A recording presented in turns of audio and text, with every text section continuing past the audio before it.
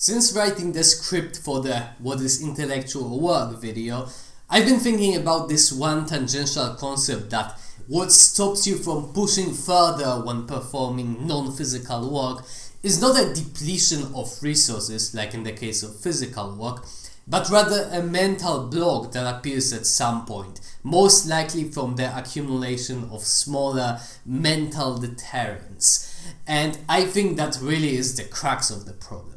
Technically, if we resolved all those mental problems, then we could work until we just decide to do something else, or until we need to satisfy our physiological needs. And that's what I'm going to be attempting to do in this video after an overly long introduction. In reality, it's not like we'd be better off if we never had those problems at all. Those problems most likely are actually making us better. It's our mind actually knowing better than our simple rational brains. Check out my video, Valid Reason Hypothesis. However, our subconscious mind has a rather crude way of resolving those problems. If you've worked 8 hours, work probably starts to sound much less appealing, and relaxing at home more appealing. But sometimes you have to work overtime and you can do the other things later, and from a time perspective it actually makes sense to work a little longer today. Similarly, if you keep distracting yourself at work, you're still at work, so you're not really gaining anything by wishing you were somewhere else.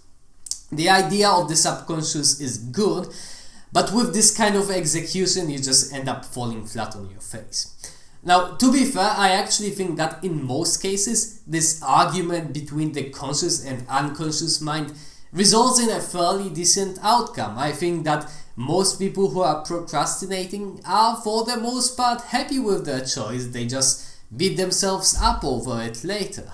But even still, there is a way to move forward, to make improvements after all, to realize what those issues are and tackle them with unprecedented effectiveness. So let's get to work. And by the way, the title of this video is not to be taken too seriously. I have no experience in psychoanalysis. That's just a word that paints the picture decently well.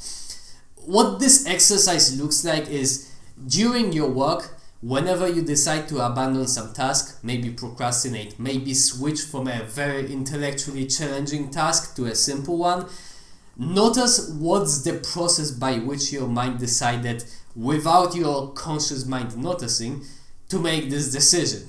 Write it all down, have a piece of paper and a pen always at hand, or a document on your computer always open. Maybe you got stuck and were seeing no progress, so your unconscious mind told you, we're not doing this, go do something else. I don't know what to do, but we're clearly not getting anywhere here. And you want to pay attention to what could possibly be the valid reason for abandoning this task. How is this solution of abandoning the task actually smarter than just sitting there and trying? Maybe you're tired, so you need to leave this problem and come back to it fresh. Maybe you're just not smart enough. Maybe you just have more urgent things that need to be taken care of. The only problem is, when you leave this problem, will it solve itself? It might. You might need to actually sleep on it, or you might just need to abandon it altogether and put your time and effort someplace else. But the thing is, if the discussion in your head is just, we doing it, we know doing it, then that's clearly no way to solve problems. It's like if your car broke down in the middle of nowhere and you couldn't figure out how to fix it, so you kept thinking, okay, I gotta walk home. No, I won't make it. No, I got no choice. No, I'll die. Have you considered calling for help? Maybe you can figure out a way to work this problem through, even with your tiny brain. For an office type problem, write the problem out in different ways on a piece of paper. Maybe actually get help from someone, maybe ask on the internet. the point is to notice the setting and realize the different options that you have.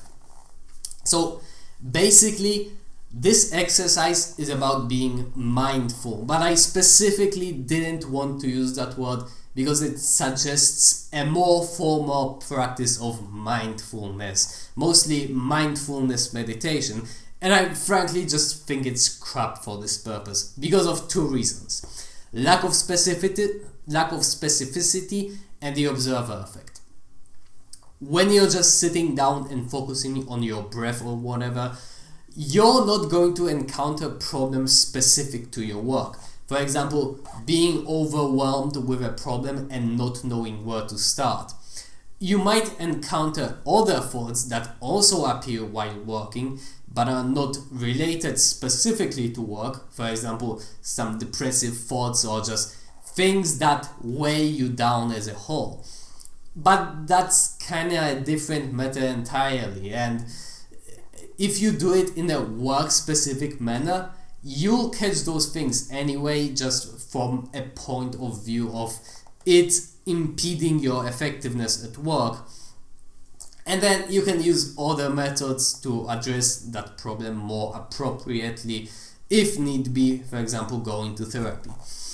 And then the observer effect is that when you catch a thought that appears, you cannot keep observing the thought because now you're thinking about that original thought instead of having that original thought. It's like writing down how it feels like to have your hand in cold water. You need to take your hand out of the water to write it down. Well, unless you just form the entire piece in your head, memorize it, and write it from memory afterwards. But it's very much underappreciated how fast you forget how you felt.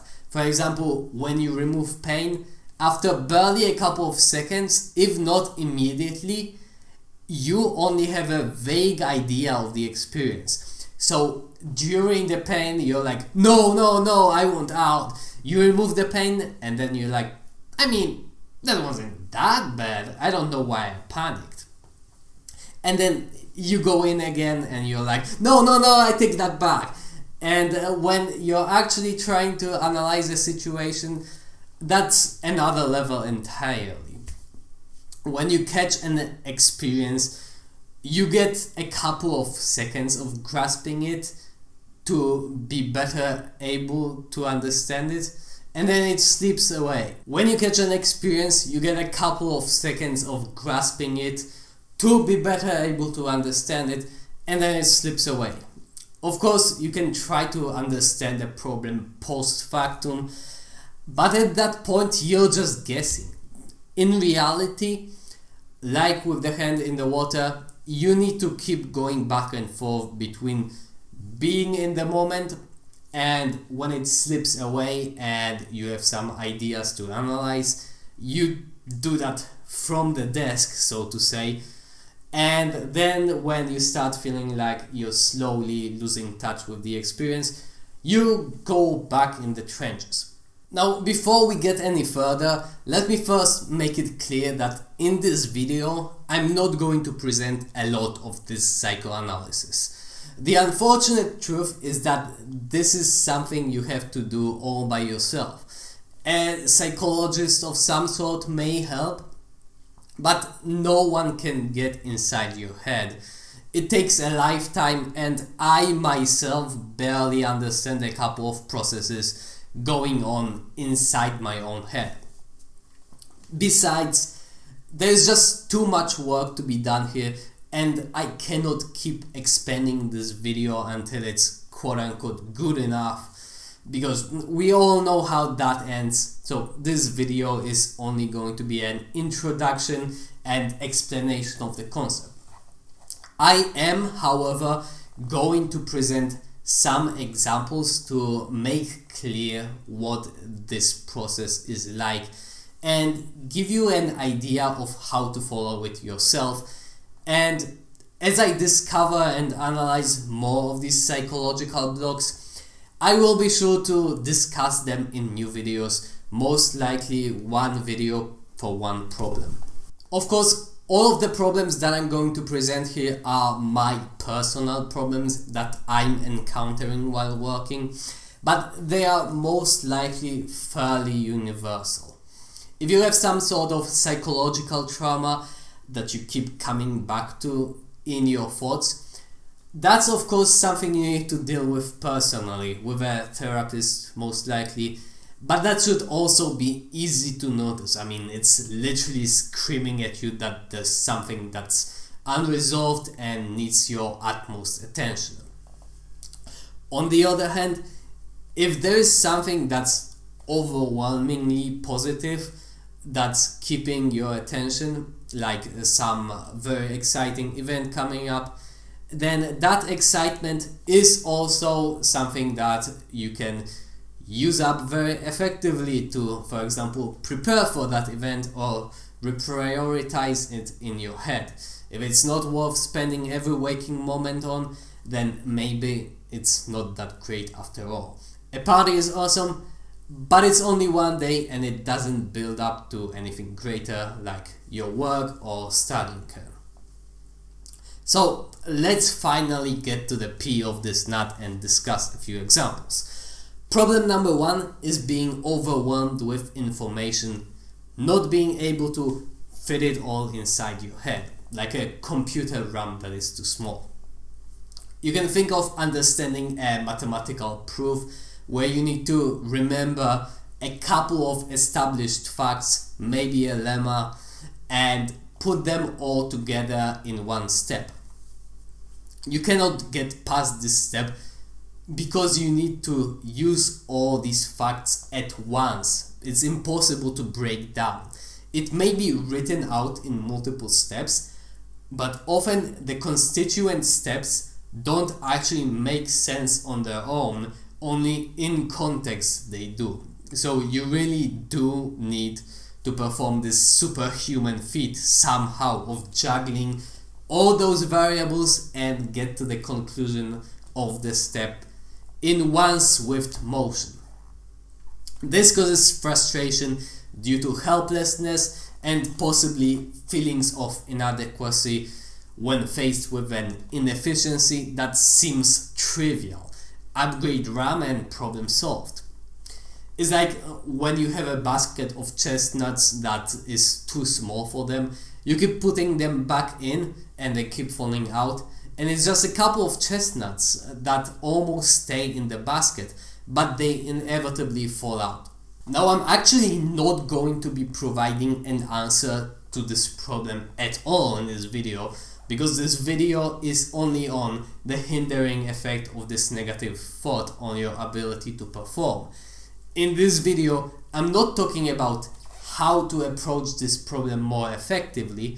I'm only talking about how, with your current ability to deal with this problem, keep that ability up.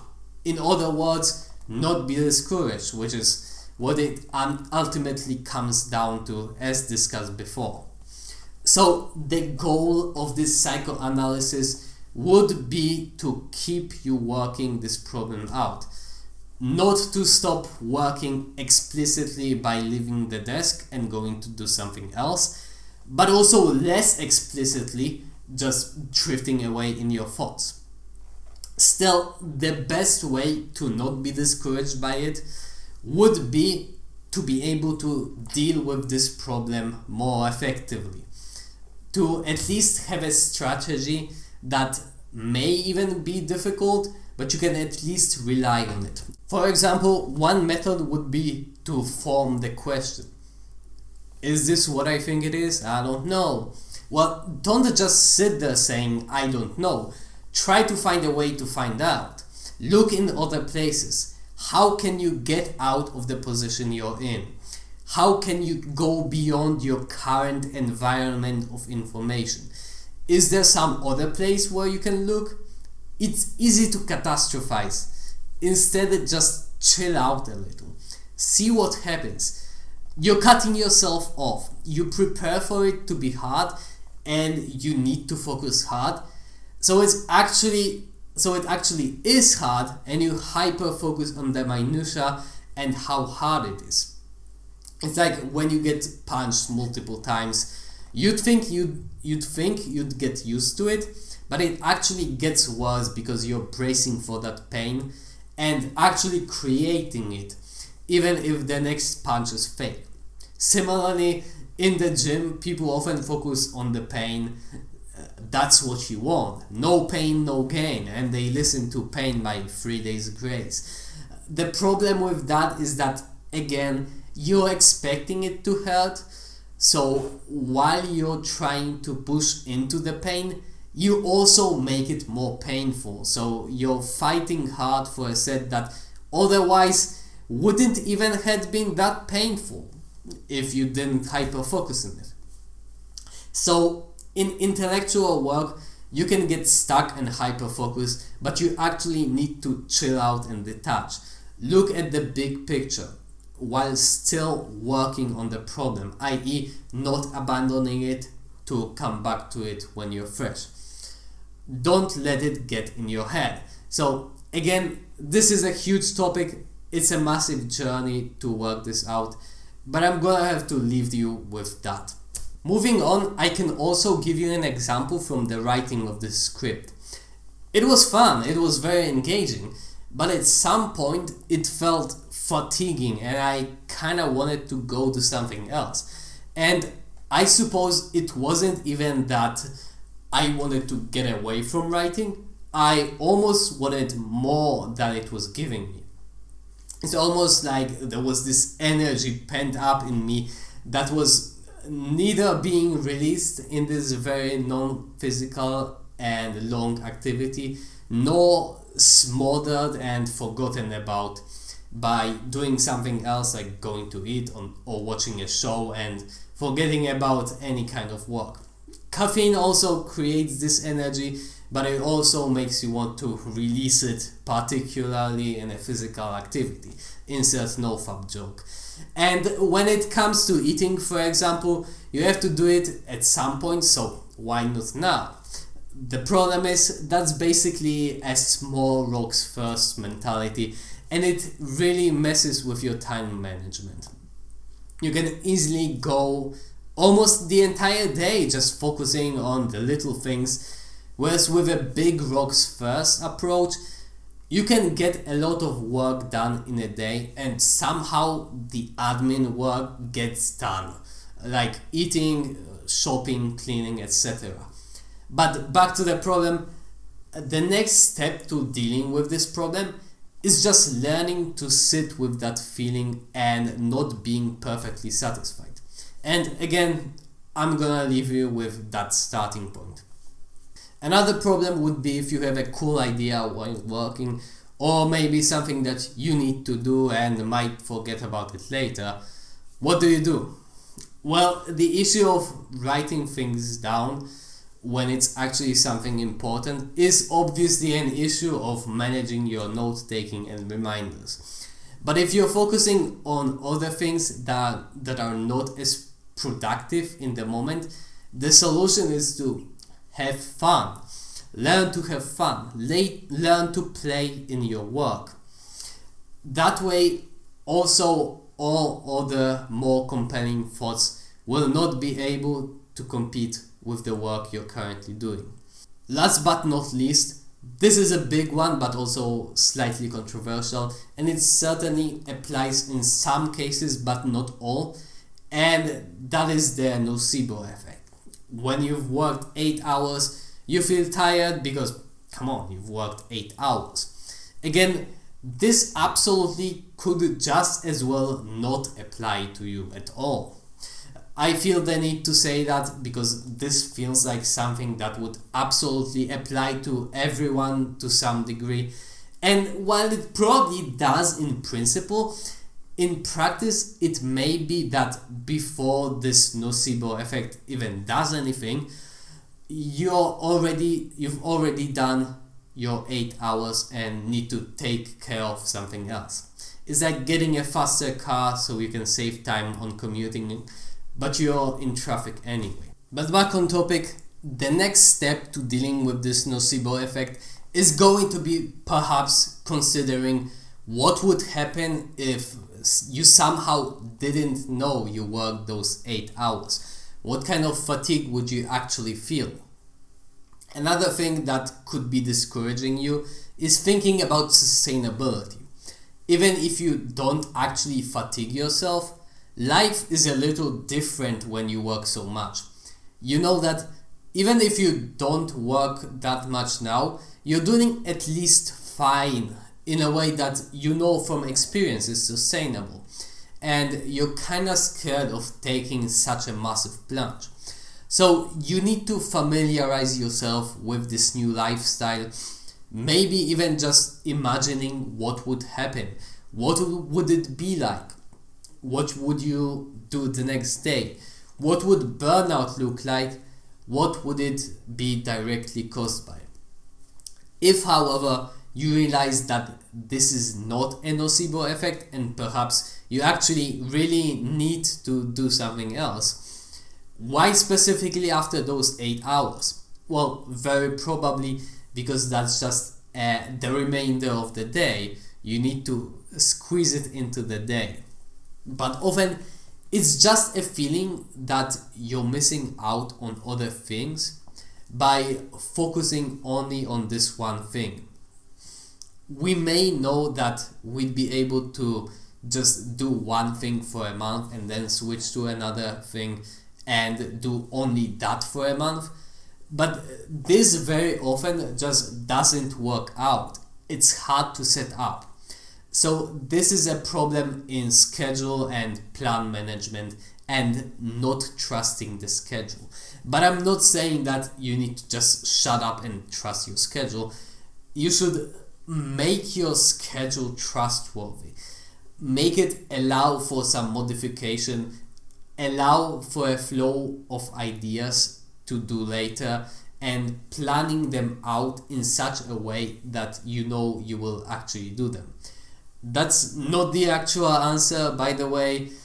Notice how I didn't say how to do it, so you probably will have no idea, but it's a seed. I'm again just telling you where to start, because schedule management and figuring out how to set up your plans so that you will actually follow through is an art. That's all the examples I have for this video. As mentioned before, I will be making more videos describing different problems that I and most likely you may encounter during your work. I really think this is huge. It's such a simple concept. It really doesn't seem possible that this could not be it. It makes so much sense, the whole problem of productivity just being a simple game of problems and solutions. And so with that, I'll see you in the next one.